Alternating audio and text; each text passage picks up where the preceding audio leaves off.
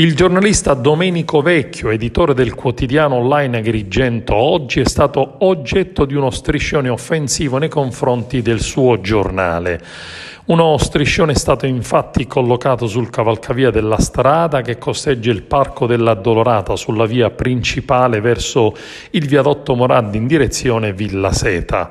Sono scattate immediatamente le indagini ed attivate subito le forze dell'ordine che hanno provveduto a rimuovere lo striscione offensivo. Non si comprendono le ragioni e non sarà facile risalire al responsabile o quasi certamente ad un gruppo di responsabili.